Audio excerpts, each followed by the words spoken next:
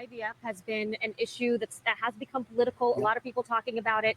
What's the Trump administration going to do when it comes to IVF if you get elected? Right. Well, as you know, I was always for IVF right from the beginning. As soon as we heard about it, it's fertilization and it's helping women and men and families, but it's helping women able to have a baby. Some have great difficulty, and a lot of them have been very happy with the results, as you know, and what we're doing. And we're doing this because we just think it's great. And we need great children, beautiful children in our country. We actually need them. And we are going to be, under the Trump administration, we are going to be paying for that treatment. So we are paying for that treatment. All Americans who want it? For all Americans that get it, all Americans that need it. So we're going to be paying for that treatment. Or we're going to be mandating that the insurance company pay. Now, despite all of the fear mongering done by the Democrats over the last 4 years, especially during the election cycle, we now realize, many more so than others, realize that everything the Democrats have fed to the American people has been a lie. Remember, they were saying Trump was going to ban abortion and ban IVF and do all of this stuff. And on day one, the world was going to end. Not only did he not do those things that they said, he's done what he promised and then some. As a matter of fact, like you just saw in that clip, this was before President Trump was elected. And he promised that he was going to do what he could to expand IVF because he sees the benefit and the value in it. And he sees the benefit and the value in incentivizing the families, having more children, creating more American citizens. Well, he held true to that promise, but not without facing the darts and the bullets that were coming from the lefty lunatics, the libtards. And right here we have the queen herself. Hillary Clinton, former Secretary Clinton. And this post is by Carl Higbee. Remember when Dem said Trump would ban IVF? Then today signed an executive order in favor of it. Now look here at Hillary Clinton. Trump and Project 2025 want to ban abortion, end IVF, monitor women's menstrual cycles, and more. At the Democrats page, the DNC page, the only candidate running for president of the United States who will protect IVF is Vice President Kamala Harris, who couldn't put a sentence together, let alone protect the country. Then here we go, Cam Harris herself. Donald Trump's Project 2025 agenda could effectively ban IVF, preventing families like Yasina and her husband from their chance to have a child. Then we got Sleepy Joe. Republicans led by Donald Trump are threatening access to the AB word, because YouTube will strike you for contraception and IVF. Tim Walz, the governor of the state that wants to kidnap people's children and hold them against the parents' will. Do you know if you're an underage child, a minor, you can go to Minnesota and request to have a body change, a sex change, and that your parents can do nothing?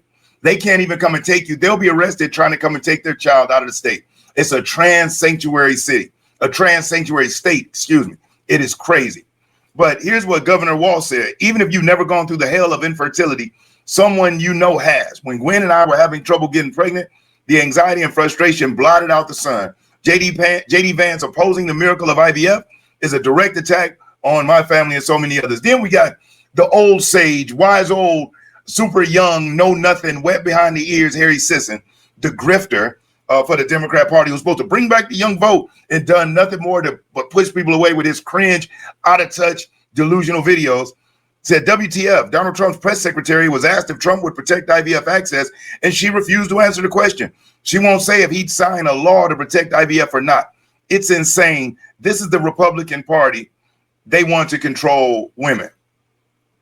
Not only is that not true, as you all know, of course, but President Trump took it to another level, where today he signed that executive order that is expanding IVF, expanding it where even more families can get it. But not just are they expanding it, they're expanding it, and it's under two conditions. Number one is that the federal government will actually pay for it so that more families can have access to the treatment and they can enjoy the gift of having a child. Or number two, it's going to mandate that the insurance companies make it more affordable for more families.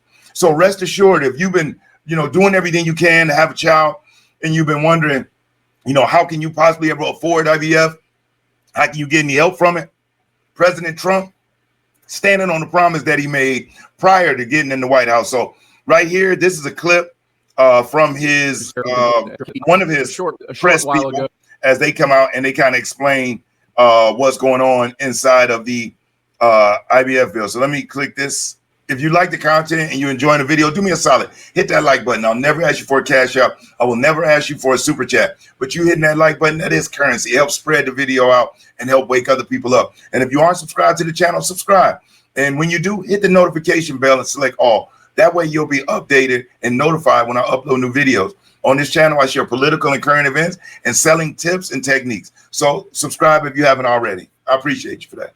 All right, so this right here is the clip where one of his pressmen is going to explain exactly what is in his. This is one of 3 executive orders that the president signed today. So let's check this out.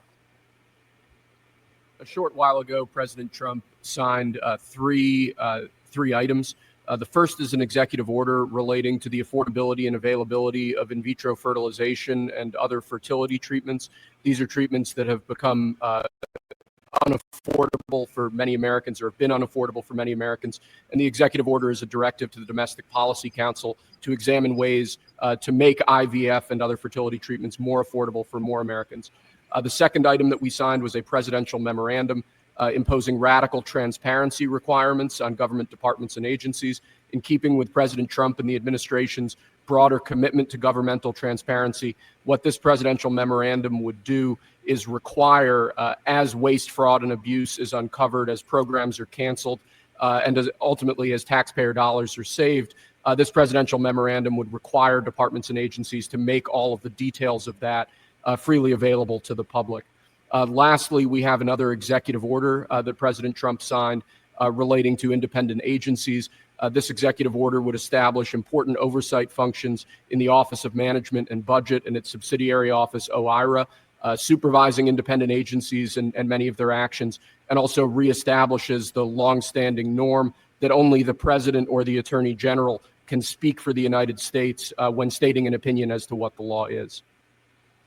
All right. So as we saw there, President Trump signed to expand IVF for American citizens. And this is just another one of these examples of these left-wing libtards trying to get people all pumped up and psyched out and fear-mongering just for the absolute opposite to happen.